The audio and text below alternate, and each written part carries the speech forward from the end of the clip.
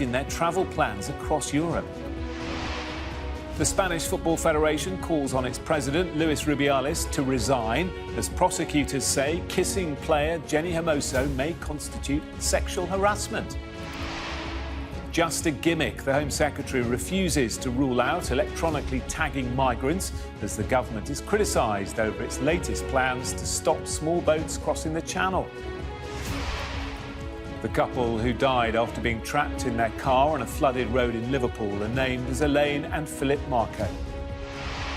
A trial date for Donald Trump to face charges of plotting to overturn the US election is set for March. The former president says he'll try to delay it. And experts in 2 landmark studies show that ultra-processed foods in the average British diet can cause as much harm as smoking. Plus, the National Museum of Scotland hands back an ancient Canadian totem pole taken from a group of Indigenous people. And we'll take a first look at tomorrow's front pages in the press preview from 10:30.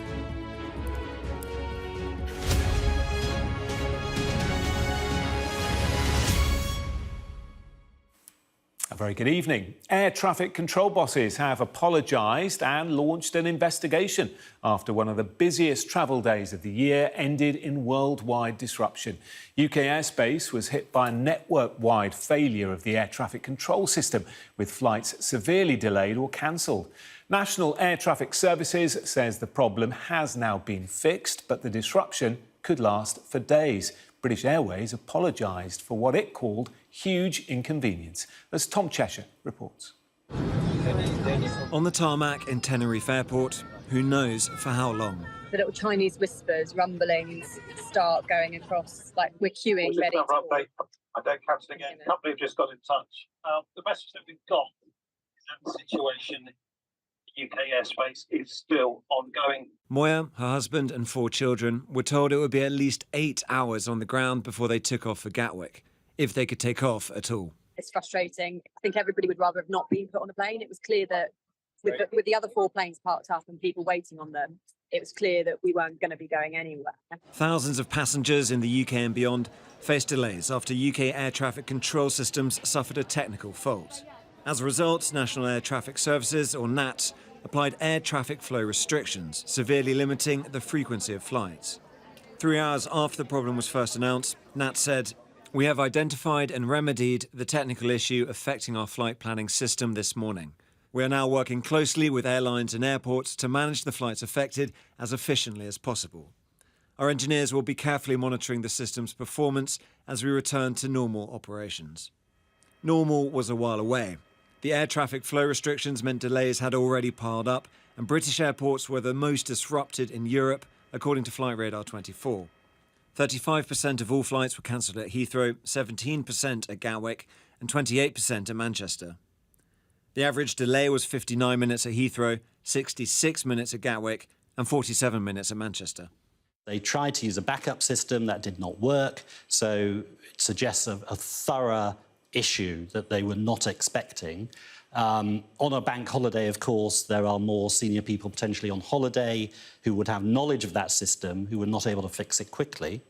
And yes, that system should be fail-safe. In Tenerife Airport, Moya and her family had some good news at last. We are going to try and push back and get back to Gatwick within that air traffic control restriction. But even as airports started to come back to full capacity, there remained a huge backlog, as well as questions. What exactly went wrong, and how could it bring some of the busiest skies in Europe to a standstill? Tom Cheshire, Sky News.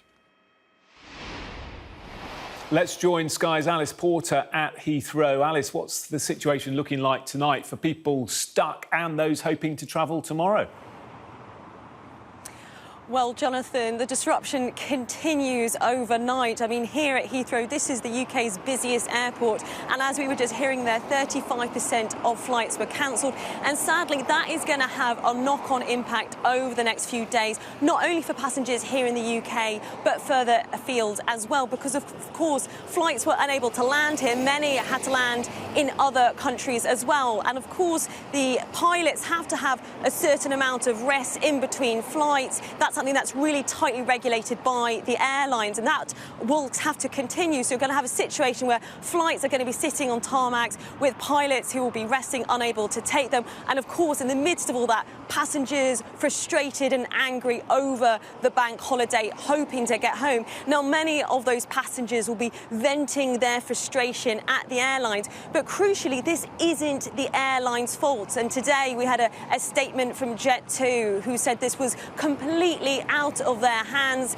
And they said that they will be offering a refund, but there will be many airlines today who will be frustrated at the situation and will be reluctant to offer any compensation to stranded and frustrated passengers because it's not their fault. It is the National Air Traffic Service's fault. And this isn't the first time this has happened, but the impact today will be felt for a few days now. And I think there's going to be serious questions asked about what happened in the first place to cause this glitch, which only lasted a few hours. But my goodness, the impact is going to be felt for a number of days now. And crucially, why the backup systems didn't come into place on one of the busiest days of the year. Now, we've heard from a number of apologies today from the National Air Traffic Service, but I think there'll be a lot of pressure from many people who will want to know exactly what happened. That information may never be made public. In the meantime, for passengers, there's good news for those flying from Gatwick. At least they are expecting a normal schedule operating tomorrow.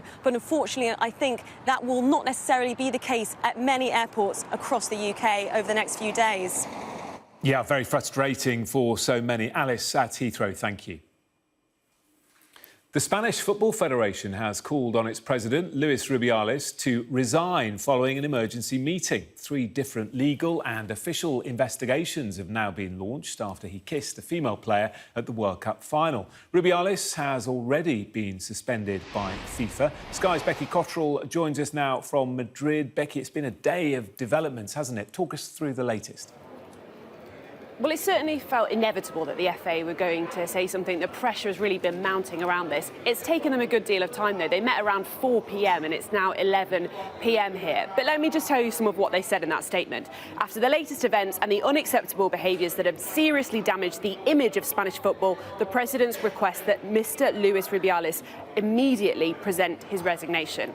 The question is, will he actually do this? I think there's every chance he won't. This is a man who's really dug his heels in. There was a press conference on Friday. He was expected to resign then. He didn't. He said he was the victim of a witch hunt. And get this, his mother has now holed herself up in a church and is going on a hunger strike over his suspension. But regardless of whatever he does, no one here thinks that this man is returning to head up Spanish football. And I think the bigger concern is kind of the general management around women's football here. And interestingly, in that statement from the FA, they spoke about an imminent organic restructuring in strategic positions and bringing in new management. Many people will be wondering, will that include more women? That is what I heard from people I was speaking to just now at a protest nearby in one of the squares in Madrid. And you can hear more from them in my report now. Monday night in Madrid, usually a quiet affair in the August heat. Not tonight. Hundreds gathered to protest a single moment that has started a big conversation. It follows this non-consensual kiss by the man in charge of Spanish football with the captain of the national women's team. Mr. Rubiales doesn't know that Spain has changed, so he has committed such a big mistake that it's going to be impossible for him to continue in the front of the Spanish football, I hope. I think it's important that everybody comes here and protests against these people and all the, not just Rubiales, everybody and the couple. So yeah, I think this is very important. The suspended FA boss Luis Rubiales could now face criminal proceedings. Spanish prosecutors opening the door for Jenny Hermoso to file a complaint of sexual harassment. The government also came out to condemn Rubiales. Has this incident exposed something wider about Spanish society and the treatment of women than just what's going on in football? Our country is a role model when it comes to equality, and this behaviour has nothing to do with the country we represent. Spain's Football Federation, under an interim president, held an emergency meeting. The outcome? Rubiales must go. Changes need to be made, and this is a unique change to make things right and make facts beyond the words and the statements. We need to take action. It's a big change in tone. This is not the first time that complaints have been made about the way women are treated in Spanish football. The FA has ignored and even threatened players, suggesting they could take legal action against Jenny Hermoso for saying she didn't consent to Rubiales' kiss. Now they've backtracked. Spanish sports presenter Rocío Martínez thinks this will be a turning point for women in the country. Jennifer Hermoso is now like a hero for women, for many women. I think this is going to change a lot of things. But the family of Luis Rubiales think he is the victim of a witch hunt. His mother, in a dramatic turn of events, holding up in a church and beginning a hunger strike. His family is suffering a lot. We've had to leave our homes. They keep harassing us, and it's not fair. This story is now bigger than one man. Spain's government said they wanted this to be a Me Too moment for football in the country. But could it be so much bigger than that? I mentioned in my report there the potential criminal proceedings that are looming. Crucially, that would now involve Jenny Hermoso, the player at the centre of this, agreeing for those proceedings to continue. It's not clear whether she will agree, but I think the fact that these proceedings have been launched shows just how seriously the authorities here are taking this issue. OK, Becky in Madrid, thank you.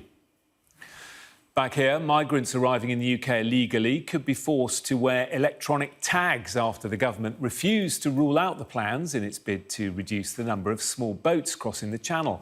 It is a method usually reserved for criminals, but the Home Secretary told Sky News she's considering a range of options to deal with those who arrive on the boats. Well, let's speak to our political correspondent Liz Bates, who has more. Liz, will this idea ever get off the drawing board?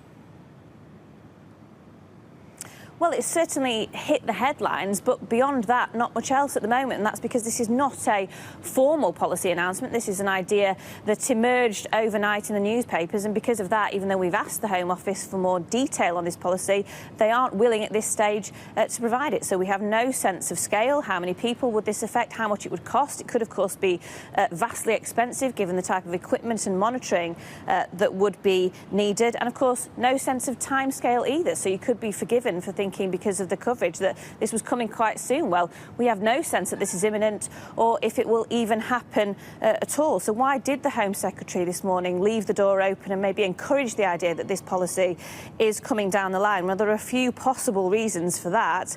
First of all, it gives the sense that work is going on behind the scenes at the Home Office and they are willing to consider very controversial, tough policies. It also, of course, shifts focus away from their record on illegal migration, which I think by any measure is probably not where they would like it to be. And, of course, it creates dividing lines between the government and the Labour Party. And this is something that I think we heard Justin Madders, the Labour Shadow Minister, speaking about earlier today.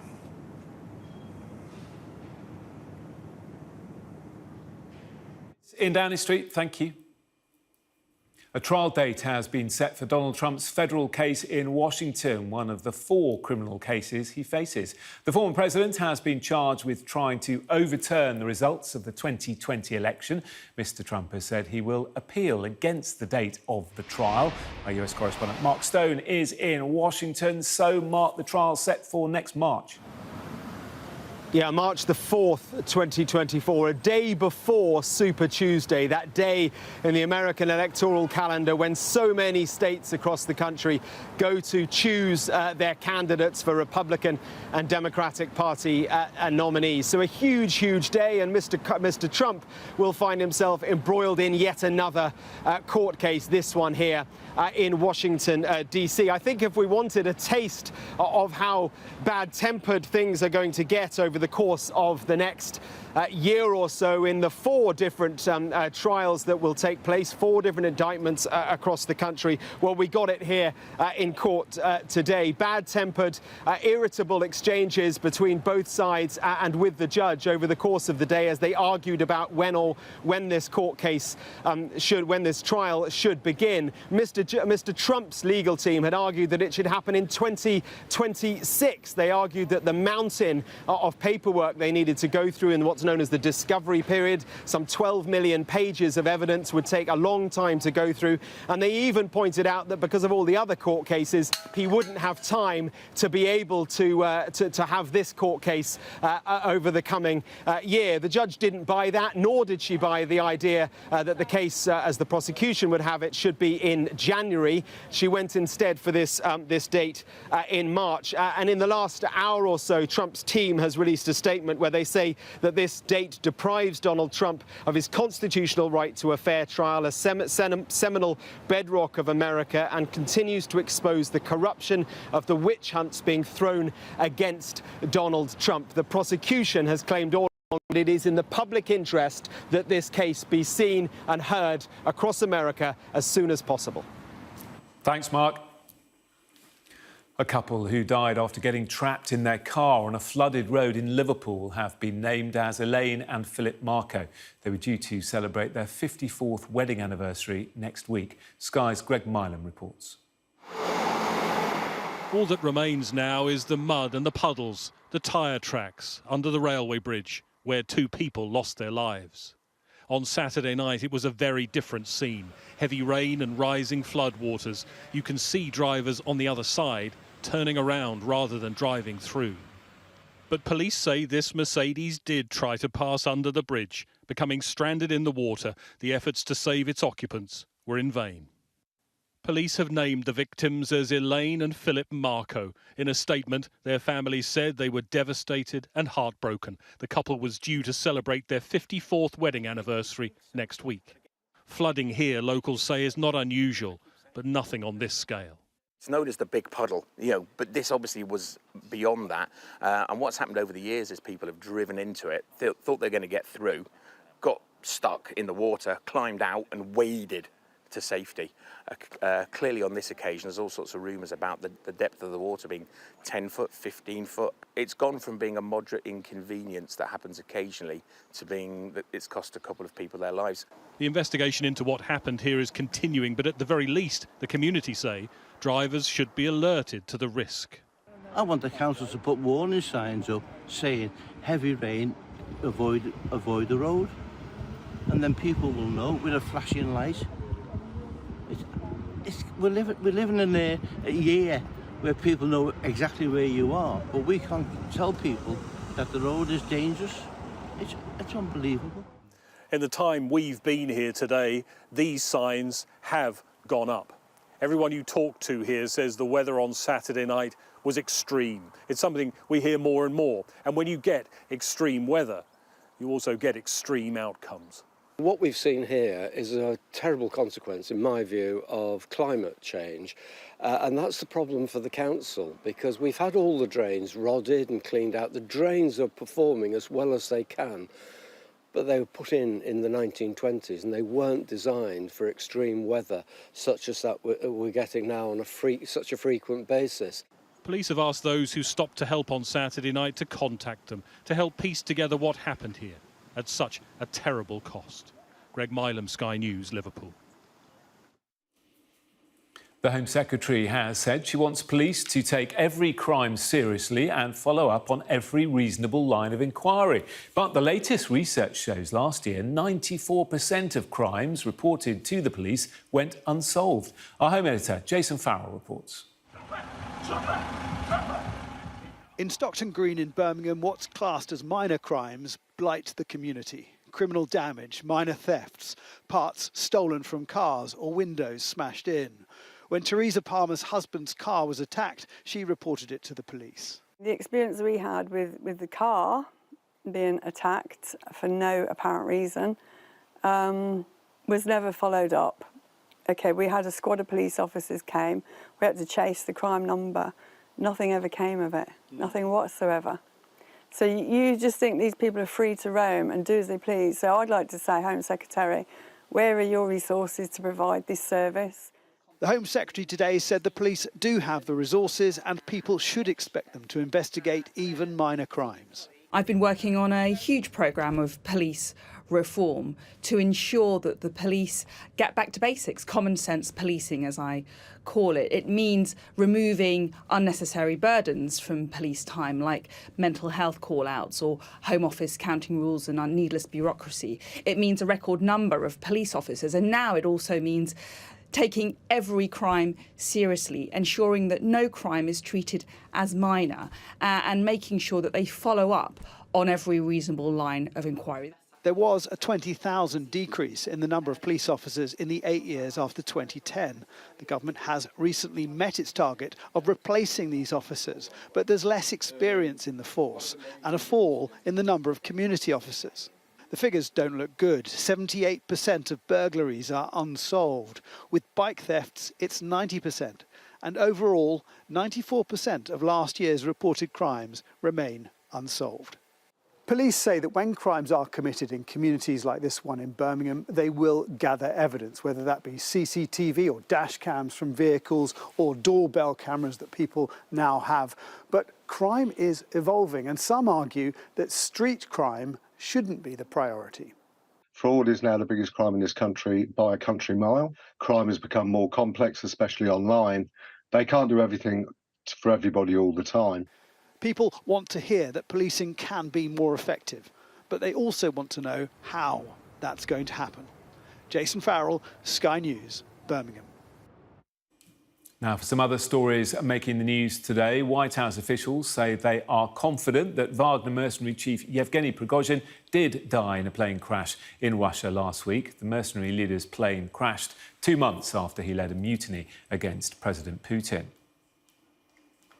A P&O liner which collided with a freight vessel during severe weather in Mallorca has left the island for Southampton.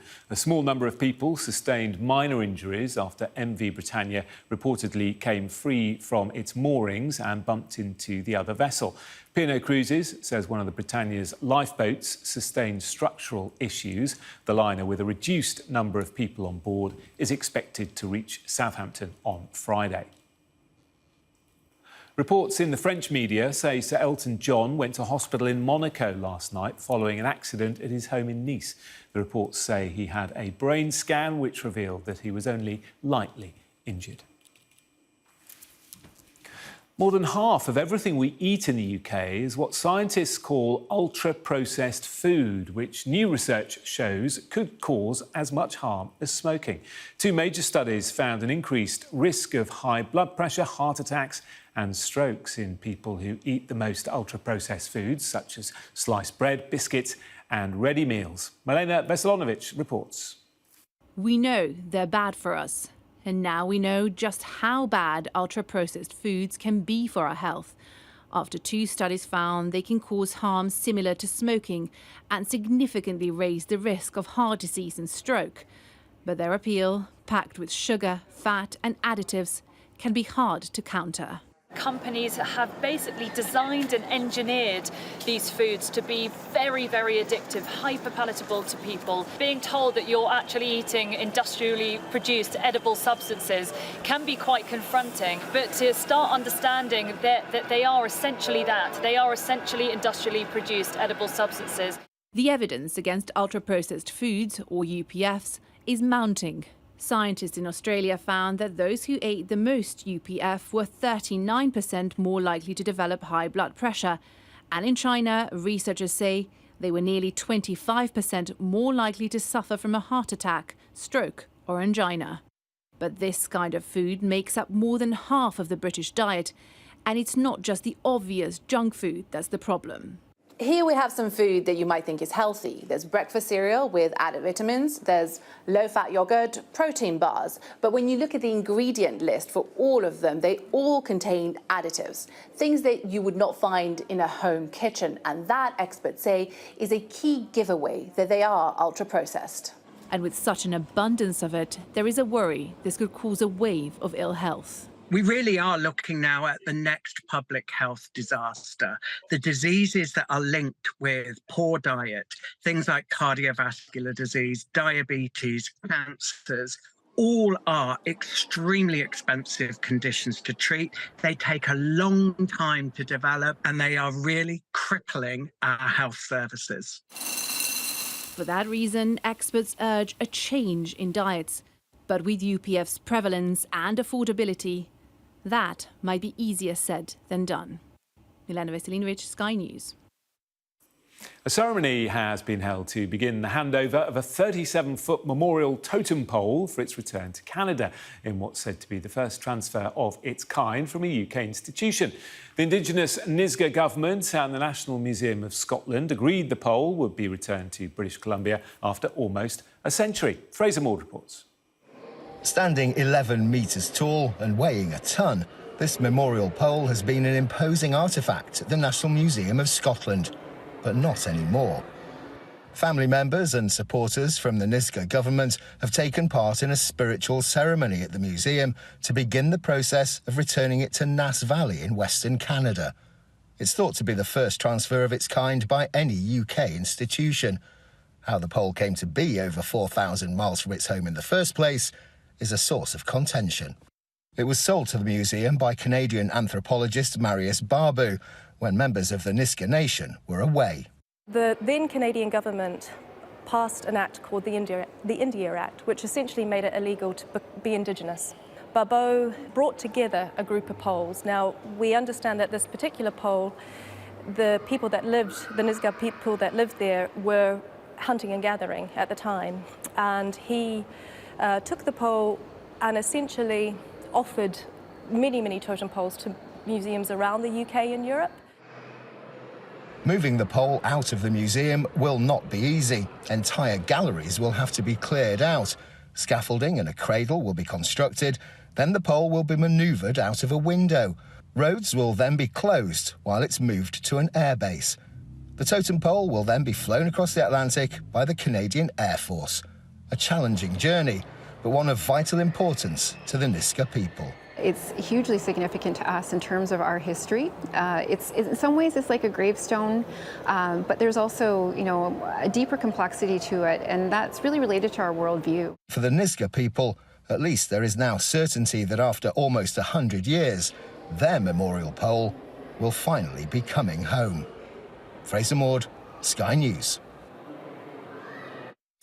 Let's take a quick look at the day's sport, and we start with British success on day one of the US Open tennis. Qualifier Lily Miyazaki is into the second round. The British number 7 and world number 198 beat Russia's Margarita Betova in straight sets. She plays the 15th seed and Olympic champion Belinda Bencic in round 2.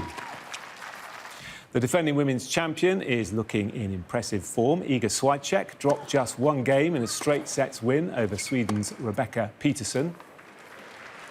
There was a big shock in the men's draw. The 4th seed Holger Rune in the red here is out. He lost in 4 sets to the unseeded Spaniard Roberto Cabales Baena. The Wolves midfielder Matias Nunes has gone on strike to try and force a move to Manchester City. The Portuguese player is refusing to train. City had a £47 million bid for Nunes rejected last week and are expected to return with an improved offer. And Roma have agreed a deal in principle to sign the Chelsea forward Romelu Lukaku on loan for around £8 million. Lukaku would be reunited with Jose Mourinho, his former boss, at Manchester United. And that was Sky News at 10. Coming up, we're going to take a first look at tomorrow's papers in the press preview. And tonight, I'm delighted to say I'm joined in the studio by Guardian columnist Zoe Williams and a former Conservative MP who's now Chief Executive of the charity Business in the Community, Mary McLeod. Great to see you both. We shall chat in a moment. Lots to talk about tonight, including this story. It's on the front of tomorrow's Daily Mail. Their headline, Flights Fiasco to go on for days. Talking about that and more in a couple of minutes.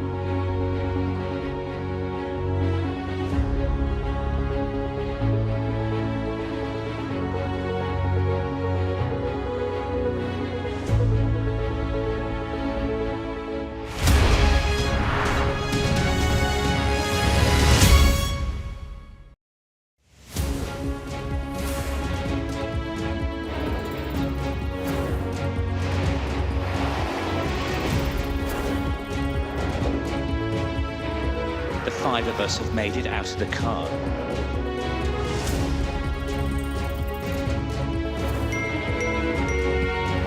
Welcome to Backstage, the film and TV podcast.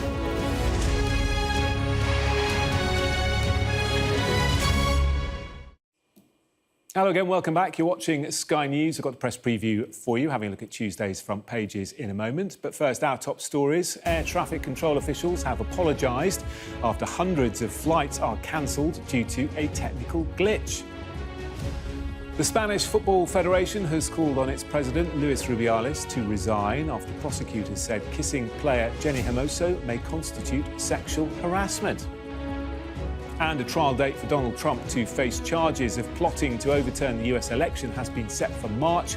The former president says he will try to delay it.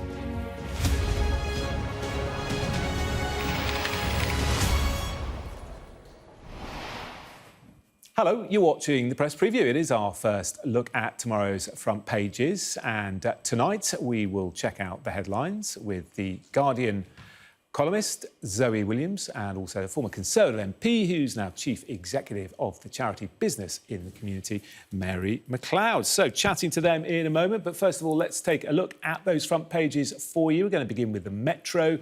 Reacting to today's widespread travel disruption, the paper has the headline, Air Traffic Computer Chaos. And it's the same story for tomorrow's FT, which suggests the backlog could take a while to clear. Days of chaos after air traffic control meltdown. That's the headline on the front of the Express. And in fact, similar words on the Eye, which also quotes sources from Number 10 saying a cyber attack being the cause is a good working assumption. Travel disruption also featuring, as you can see, on the front of the Telegraph. And the Daily Mail, flight fiasco to go on for days is the rather depressing headline. Get me out of the air is the Sun's take on it. And the Times also saying disruption could last for days until at least Friday. Well, it's a different story on the front of the Mirror on rail ticket office closures and the impact that they will have on elderly customers. From The Guardian, rivers at risk. And the Star splashes on controversy surrounding the Spanish football chief Luis Rubiales and how his mum has gone on a hunger strike in his defence in a church. And don't forget, you can scan that QR code that you see on screen during the programme. Check out the front pages of tomorrow's papers while you watch us discussing them. And to do that this evening, Zoe Williams and Mary McLeod here in the studio. Lovely to see you on this Bank Holiday Monday. Very exciting.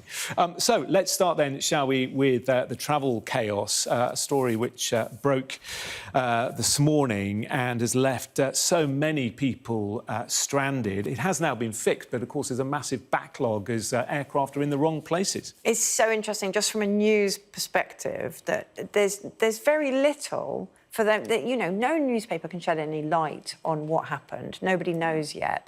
They're kind of pretty sure that there was no malfeasance. They're pretty sure that it wasn't a hack attack. They're pretty sure that it was just an accident. But sometimes the papers just have to reflect what people's experiences are, and they're quite uncomfortable with it because you know, there's not a lot to say except what an incredible inconvenience that must be to be stranded for 12 hours. And yet it's on the front of every newspaper, you know, because it's a huge, big deal. It's like, this is people's summer holidays. Yeah, and to happen on a bank holiday is particularly bad because so many of us are relying on getting to places we need to get to or getting home. Oh, absolutely, and because we don't know how many days this will take to resolve.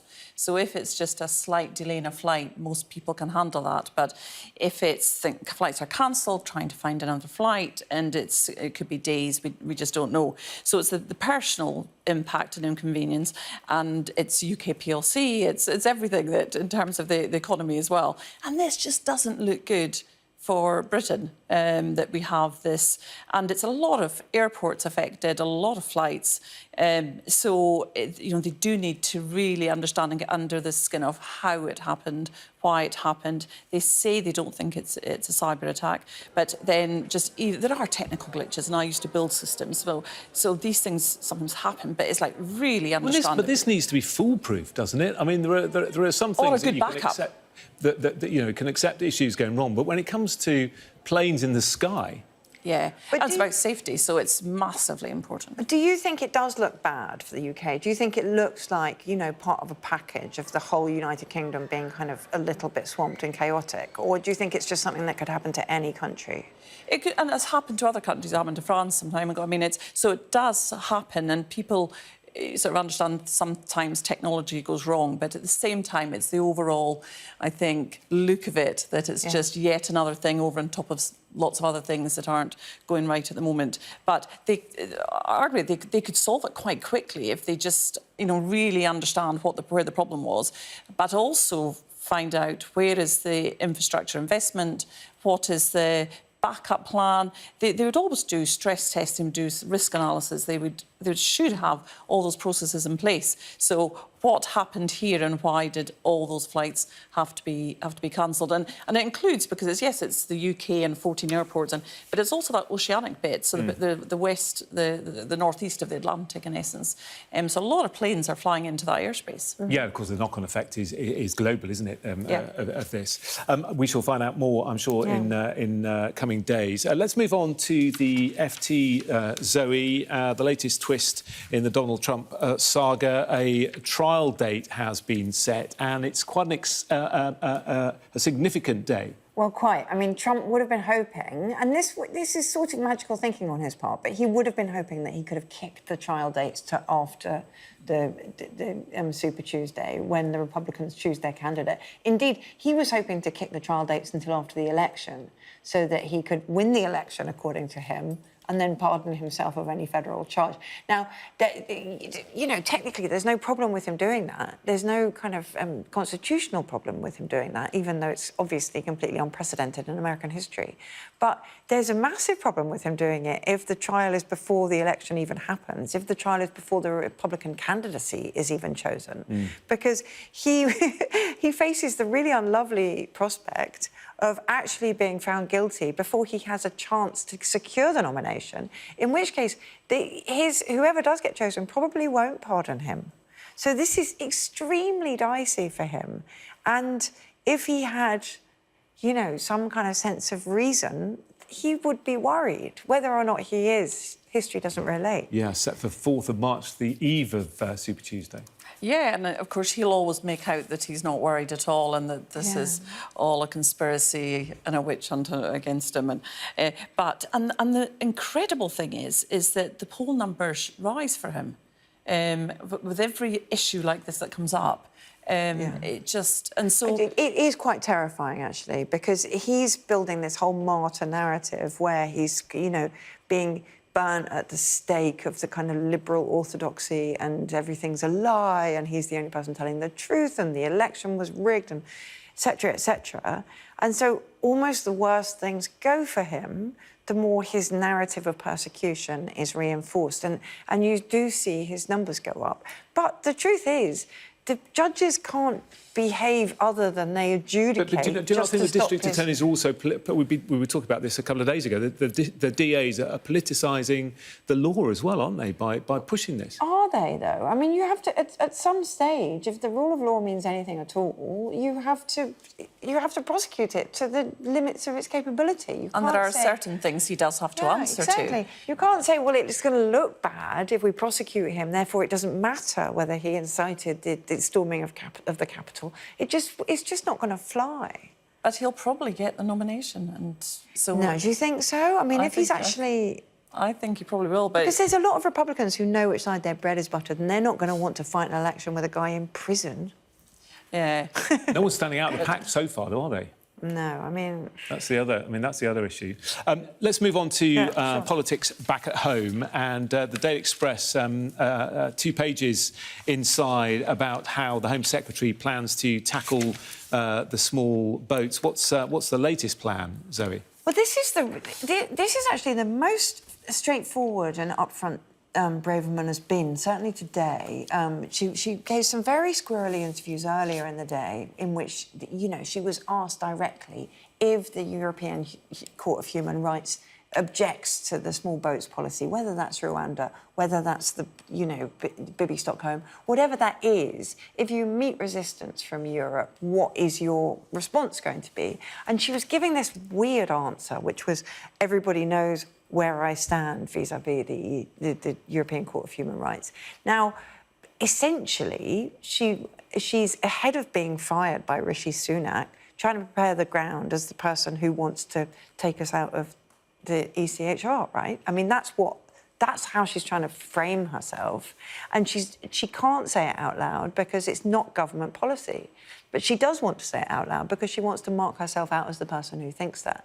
So this is some massive fighting talk from her. And today there was other things like the tagging, where it's not government policy, but yet she's putting those things out there as that there's things that are part of all the raft of things that she will look at to try and resolve this. I mean, keep in mind, this is one of the big 5 things, and 3 of them are economic. So one of the other big things that the Prime Minister is saying we are going to sort, we're going to stop the boats. I mean, that is quite a declaration to say, and I think we all want something sorted on this because it's lives that are being lost as part of it.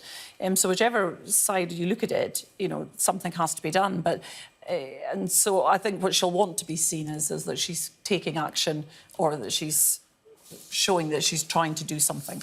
The thing is, though, she doesn't have time before the next election to take us out of the European Court of Human Rights. There's absolutely no way. So if she's sabre-rattling like this, she's not doing so as a member of the serving Conservative government. She's doing so as the leader of the next opposition. And that's definitely where she's headed with this. She's just trying to kind of cast herself as that person who will be the next face of the Conservative Party. Really interesting. Which I think would be a disaster for the Conservative Party. We've just got 30 seconds left, and it'd be nice to reflect on this Notting Hill Carnival. Did you go, Mary? I didn't, and I feel ashamed I didn't, because I've been before and absolutely loved it. And of course, this year was a special moment because of the anniversary or for Windrush, and therefore, something that we absolutely need to keep remembering. There's all the celebrations and the vibrancy and the music and everything that goes with the Notting Hill Carnival, but there's a serious message underneath that we've got to remember all the what happened with the Windrush generation, about them coming into the country, and therefore, are we supporting them in the right way possible, and giving them what they deserve as part of that. So I think it's important to keep remembering that the Windrush story underneath it. Yeah. What do you think, Zoe? Well, we've got some pictures. I wonder what that noise was. It's the band. I mean, it's not just Windrush, is it? It's like every single year the carnival happens, it's sort of, it makes the point that this used to be an extremely divided event, full of tension, full of racial tension, going back 50 years, 60 years, and it has turned into an incredibly united, beautiful thing. And I think, people take a lot from that, even if there are still so many unresolved things with Windrush, with Grenfell, even with that standing. It's a beautiful thing to see. And we see it as in business with, we've got a race charter that over 1,000 companies have signed up to. People are saying, we want to be united in this. We want to do something and make sure we're putting the right policies in place to help those who have come into this country or who have got, of course, any sort of ethnic minority heritage. Really, really important as part of this, but people are getting behind it and supporting. It's positive to hear that, but many people would say we're still a very intolerant nation and that we are, in many aspects, a racist nation still. But you're saying you don't believe that? I mean, I think there's a huge amount of racist language that bandied about for political gains. It's certainly by the kind of new right. If you just look at the Conservative candidate for London Mayor, she's spoken openly racist terms about the Notting Hill Carnival and how it was predisposed to violence. And Labour MPs complained about that this week because the language was kind of scary. No. So I'm not saying there isn't still racism doesn't still have currency in politics, but I think the actual underlying, as a nation, we're disgusted by it. I think we really are. Yeah, no, absolutely, and that's a good thing, is that we're disgusted by it. But there's still some, awful stories of people with people who have racist attacks or racist comments. So there is still racism in this country. So the more that we can do to try and lift that narrative up and make people more aware of it, as we're doing with the race charter, it really is important to say what more can be done to make sure there is a really united force, and if people aren't feeling that they're included, then we need to do something about it. I'm sure she would deny that she's racist, but certainly there has been concern about those comments. Thank you both for the moment. Plenty more still to come on the press preview, including this story. It is in the Guardian, I think, sexual assault inquiry over football chief's kiss, talking about Rubiales and more in a couple of minutes.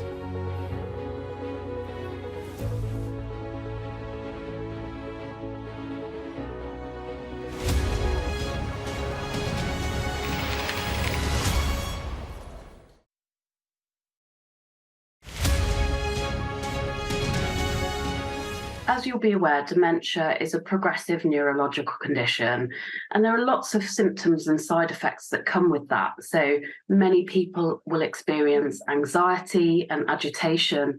And so at the later stages of dementia, it can be very disorientating, and people can struggle to relax themselves and find that calm again. So what's so interesting about this innovation is that it's able to detect changes like changes to heart rate and blood pressure that allow staff and supporting carers to identify agitation and anxiety at an earlier stage, and also monitor other aspects of someone's care. The key thing here is that this is just one of many innovations that we're now seeing in dementia research. We feel that we're at a golden age in terms of innovation in dementia research. We're seeing innovation in new treatments. So, for example, up until now, we've only had symptomatic treatments for Alzheimer's disease and other dementias. And we're now entering an era where there are now disease-modifying therapies coming online that actually tackle the underlying challenge of dementia and tackle the underlying disease processes. But these smart socks and other wearables are also heralding an innovation in detection and diagnosis. So as we've seen with many other health conditions, the earlier we can detect changes in the body, the more likely we are to be able to treat these conditions and hopefully create a world where people can survive these conditions.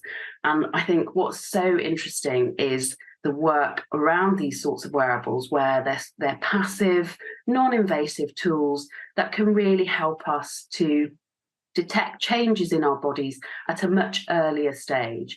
And there's a lot of research going on that at the moment. What people really need is personalised care. And I hope that things like this technology allow us to provide that to people.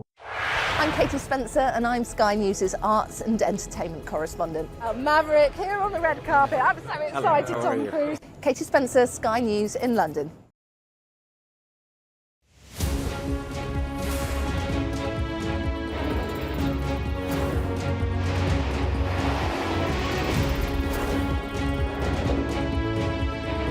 The five of us have made it out of the car.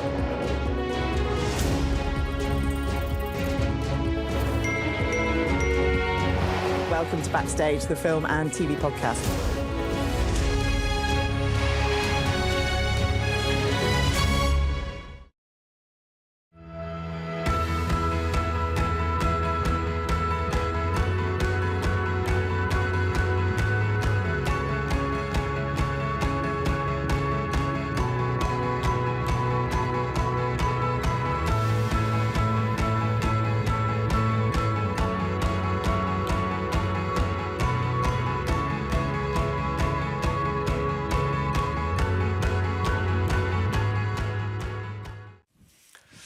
Hello, part two of the press preview. Zoe and Mary are still with us, and we're going to talk football and the ongoing Spanish scandal, Mary. The front of the Guardian. Actually, the papers are all slightly behind because there's been a development since the first editions came out. We know that the Spanish Football Association saying that he should hand in his resignation, but the Guardian's take on all of it is that there is going to be a sexual assault inquiry over the now infamous Rubiales kiss. Yeah, and absolutely right. I mean, I think I'm just really angry about this story because it should not have carried on for several days.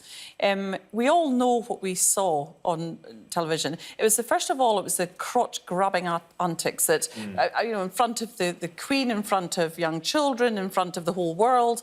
Really, is that what you think is the right behaviour? And then this, which is either sexual harassment or assault, or but yeah, I mean, if this was happening in business, they would have been fired on the spot. It would just have not been accepted. So it's a real shame for the Spanish football ladies. I mean, I think they've done such a brilliant job, and great that our lionesses came out to support them really early on.